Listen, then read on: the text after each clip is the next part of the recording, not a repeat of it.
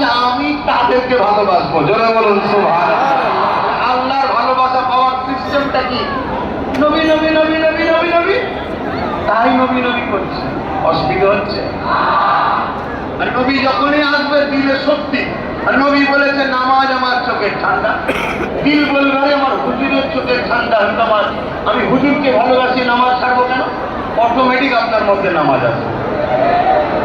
হুজুর রোজা রাখাকে পছন্দ করে, হুজুর দাড়ি রাখা পছন্দ করে, হুজুর টুপি পরা পছন্দ করে, হুজুর জুব্বা পরা পছন্দ করে, হুজুর দান করা পছন্দ করে, হুজুর গরিবকে ভালোবাসা পছন্দ করে, হুজুর দেশের সার্বভৌমত্বকে নিরাপদ আমাদের রাখা পছন্দ করে, তখন অটোমেটিক আপনার মধ্যে থেকে এগুলো জাহির হবে। কথা মাথায় ঢুকছে না?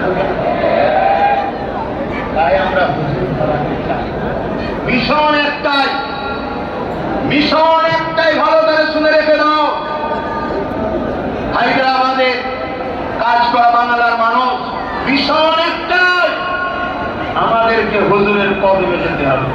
হুজুর আমাদের ঘরে ট্রেনিং দিয়ে উপযুক্ত বানিয়ে জান্নাতে নিয়ে গিয়ে আল্লাহর দিদার করা। জোরে বলুন সুবহানাল্লাহ। সামান্য একটা ভিআইপি যদি তোমায় দাওয়াত দেয়, তার বাড়িতে যেতে গেলে কি সিস্টেম, কিভাবে বসতে হবে, কিভাবে খেতে হবে, কিভাবে কথা বলতে হবে, সবটা ট্রেনিং দেওয়া হয় না? হয় না?